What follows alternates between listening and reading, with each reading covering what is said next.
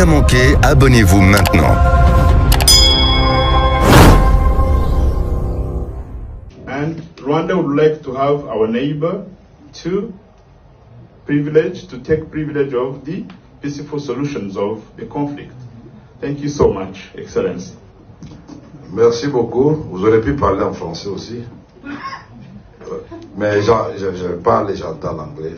Mais puisque j'ai compris que vous parliez pour vos autorités aussi, que les écoutent, que vous les avez défendues. Ça, je vous comprends bien, vous êtes dans votre rôle. Mais vous savez très bien que depuis 1994, s'est passé une tragédie au Rwanda, le génocide. Nous avons tous condamné ce génocide en présence des troupes des Nations Unies au Rwanda. Et la République démocratique du Congo, vous êtes d'accord avec moi, n'était pas impliquée dans le génocide. Ça, nous sommes d'accord. Est-ce que le Congo a fait le génocide au Rwanda? Mais quand même, vous souvenez Non, que... je pose la question d'abord.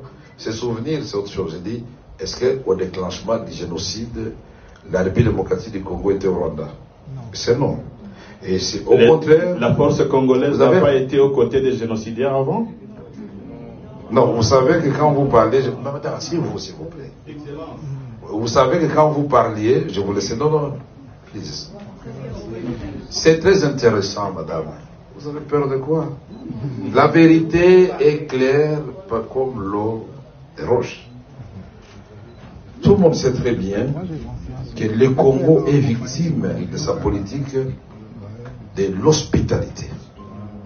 Quand on a tué les gens au Rwanda, et quand les Tutsis ont voulu se venger, 2 millions de personnes ont traversé notre frontière commune. Je ne suis pas en train de raconter des histoires. Et sont venus dans les provinces du Nord et du Sud Kivu. En présence, s'il vous plaît, des troupes des Nations Unies qui étaient là-bas, qui auraient pu, à ce moment-là, séparer les civils et les militaires et désarmer les militaires avant d'entrer sur le territoire congolais. Et plus tard, à l'époque de Mobutu, on va organiser la tripartite Rwanda, Zaïre, devenir la République démocratique du Congo, et les HCR, sous le gouvernement Léon Kengo Walondo. Et nous avions désigné le site où on devait éloigner les réfugiés rwandais pour éviter qu'ils ne constituent une menace pour leur pays, à au moins 150 km de la frontière commune. Et au moment de le réaliser, ce n'est pas la République démocratique du Congo qui a dit non.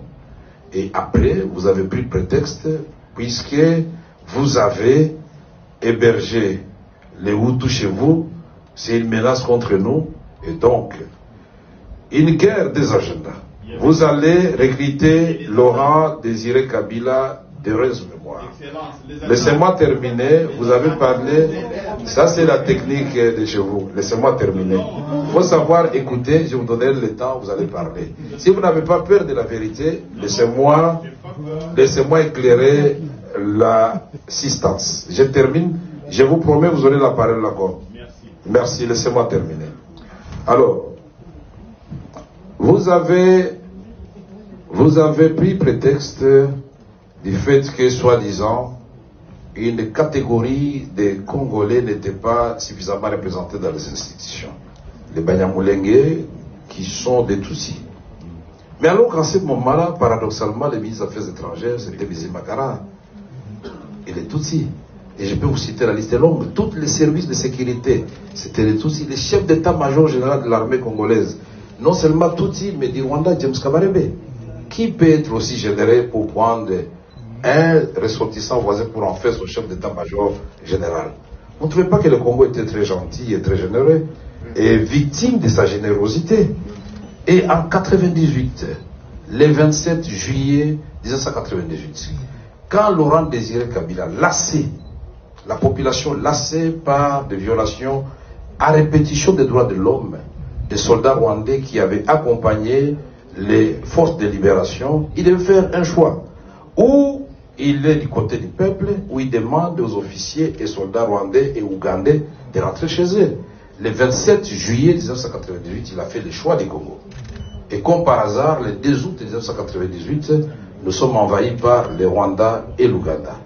En Arizona, un avion de CAL, compagnie aérienne congolaise, pour aller atterrir à Kitona, prendre le barrage d'Inga, plonger Kinshasa dans le noir, n'eût été l'intervention de toute la SADC, les Zimbabwe, la Namibie et l'Angola, nous serions aujourd'hui peut-être effacés de la carte. Et donc ces troupes sont venues pour rien. Nous avons menti, il n'y avait pas de guerre, il n'y avait pas d'agression, alors qu'il y a eu le sommet de Victoria Falls-Day, le 8 août 1998, au Zimbabwe, où on a envoyé des avions de chasse à Kisangani, à Goma, pour vérifier si nous sommes effectivement dans une agression. La communauté internationale a mis combien d'années pour reconnaître? Il y a eu la résolution 1, 2, 3, 4 du Conseil de sécurité, il y a la résolution 15, 300. Quand vous, les Rwandais et l'Ouganda, vous êtes battus dans la ville de Kisangani, en tuant des jeunes, des femmes, en les jetant dans les rivières, là aussi c'était pour sécuriser les Rwandais? Non, c'était les minéraux du Congo, de l'or, de la province orientale. Et donc, je peux vous faire un développement pour vous démontrer que, mon cher, vaut mieux que nous vivions en bonne entente en tant que voisins. Et pour vivre en bonne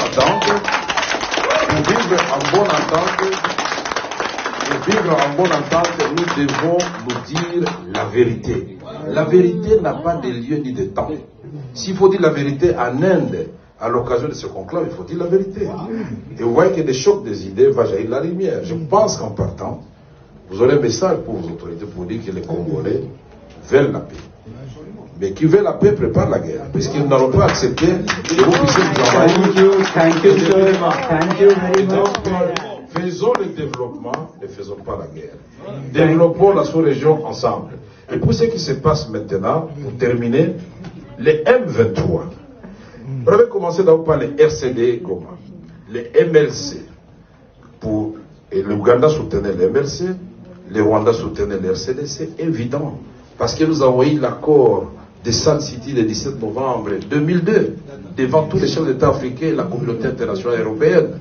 On a signé un accord qui nous a donné, dit laissez là-bas. Laissez-les, Bouchiri. Mais pourquoi vous êtes Bouchiri? Vous êtes agité pourquoi? Laissez, nous sommes dans le cadre de vigilant de la vérité. Vous avez peur de quoi? La vérité de notre côté, il ne faut pas avoir peur. Vous m'étonnez parfois. C'est l'occasion que le monde entier sache ce qui se passe à l'est de la République démocratique du Congo. J'ai dit, ce groupe que vous avez supporté, portait le nom de RCD et MLC. Et par la suite, comme une génération spontanée, ont donné naissance au CNDP, au SNDKML, au SD national. Et puis finalement, le CNDP mis en déroute par la brigade internationale devient, après les élections de 2011, le M23. Et on arrête Bosco Ntaganda, Nkunda Fui, il est où? Il est au Rwanda. Et tout ça, donc, c'est des mensonges. Et finalement, après les élections de 2018, l'élection de Félix Tshisekedi, après 2 ans, on apprend que non, le M23 n'était pas totalement mort. Il vient de renaître de l'Ouganda et du Rwanda. C'est une rébellion congolaise. Et donc, le M23 est là, vous le reconnaissez. Alors, je voudrais terminer en disant ceci. En vous regardant dans les yeux, mon frère et cher voisin. 1. Ce n'est pas Félix Tshisekedi ni les Congolais qui avaient dit que le Rwanda était en République démocratique du Congo. Le premier. C'est le rapport des experts des Nations Unies qui a certifié de la présence des troupes rwandaises. 2. Le monde entier vous conseille de vous retirer de la République démocratique du Congo réellement. Et nous allons, retirez-vous. Et moi, j'ai fait. Moi qui vous parle, j'ai suivi que le manager de Mahindra vous avait dit que je suis un faiseur de paix. Effectivement, au mois de septembre, j'ai terminé le 27 septembre 2022, j'ai fait la tournée de toutes les zones de guerre de la République démocratique du Congo, y compris Bunagana, Rutshuru et partout là-bas. Et nous vous avons proposé un plan de paix et non un plan de guerre. Et si vous ne voulez pas reconnaître que vous nous avez agressés, si vous avez pas agressé, donc le diagnostic, s'il est déjà biaisé dès le départ, on ne trouvera pas la thérapeutique. Soyons panafricanistes, comme vous l'avez dit, l'Afrique doit aimer l'Afrique. Le Rwanda, géographiquement, et si le plan historique, personne ne va le déplacer. La République démocratique du Congo, géographiquement, demeurera jusqu'à la fin des temps, les voisins du Rwanda. Alors, d'après vous, quel est le modèle qui peut nous inspirer? C'est le modèle de la France et de l'Allemagne.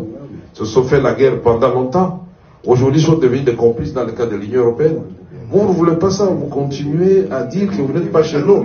Mais comment vous allez, attention, à force de nous faire la guerre, regardez-moi s'il vous plaît mon frère, à force de nous faire la guerre, vous êtes en train de nous apprendre l'art de la guerre. Et cet éléphant qu'on appelle la République démocratique du Congo, aujourd'hui, aux jambes un peu brisées, il va s'élever, il va marcher. Mais il ne va pas marcher sur vous. Il va tirer tous les deux voisins vers le développement, vers les rendez-vous avec l'espérance. Parce que notre vocation à nous, ce n'est pas de faire des guerres à des voisins ou ailleurs. Notre vocation à nous, tel que Dieu a placé le Congo au cœur de l'Afrique, c'est de vous aider. Là où vous êtes défaillant sur le plan des ressources naturelles, à vous amener dans le cadre d'une coopération mutuellement avantageuse, à vous sentir à l'aise. Votre semblant d'épanouissement avec les économies respectives. L'organisation de ces assises traduit sans nul doute la volonté de l'Inde de renforcer la coopération avec l'Afrique. Il est donc de toute évidence que cette relance ne sera pas efficiente sans la prise en compte d'atouts de pays africains, et particulièrement de la République démocratique du Congo, mon pays. Aussi aux dimensions continentales, avec des atouts innombrables et inégalés, la RDC est le cœur de l'Afrique, comme nous avons l'habitude de le dire. Mesdames et messieurs, différents rapports des Nations Unies sur le commerce et le développement indiquent que l'Afrique est la région la plus rentable du monde et enregistre les taux les plus élevés de rendement des investissements directs étrangers. L'Afrique a des perspectives de croissance économique qui comptent parmi les plus prometteuses au monde. Elle possède des réserves en ressources naturelles qui font espérer un avenir prometteur pour le développement des chaînes de valeur. Une population jeune en expansion constituant une main-d'œuvre, un marché formidable. Elle entreprend différentes réformes qui tendent aujourd'hui à réduire le niveau des risques jadis présents. Mesdames et messieurs, en cite des opportunités du continent africain, la République démocratique du Congo, grâce à sa forêt, deuxième poumon de l'humanité, ses ressources minières, notamment le cobalt, le lithium et le cuivre, ainsi qu'à son potentiel hydroélectrique, estimé à 100 000 MW, apparaît comme d'aucuns l'appellent l'espoir de l'humanité. À ce moment où notre planète est en train de brûler par la suite du réchauffement climatique. Ce n'est pas exagéré de dire que convaincu que la croissance économique est tributaire du développement des infrastructures de communication et de l'énergie, je vous annonce également que mon pays projette la construction, dans un premier temps, du chemin de fer à écartement standard, long de plus ou moins 2500 km linéaires, qui partira du port en eau profonde de Banana, en construction sur l'océan Atlantique, jusqu'à Ouvira, à l'est du pays, en vue de se connecter à Dar es Salaam sur l'océan Indien via Gitega au Burundi. Le dragage et le balisage du fleuve Congo est un boulevard naturel de plus de 4000 km et de tous ses affluents navigables afin de faciliter le transport intérieur.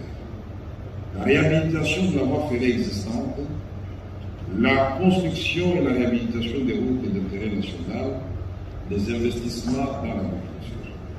Plusieurs chantiers sont donc ouverts. C'est la raison pour laquelle la République démocratique du Congo en appelle au partenariat indien à participer effectivement au financement de ces investissements afin de contribuer à la réalisation des objectifs de l'émergence que ce conclave s'est fixé et qui consiste à créer des synergies pour une croissance partagée. Mesdames et messieurs, pour terminer, une fois de plus, je vous convie à la session spéciale de la République démocratique du Congo qui se tiendra demain à partir de 10h. D'ores et déjà, je vous souhaite la bienvenue. Je vous remercie.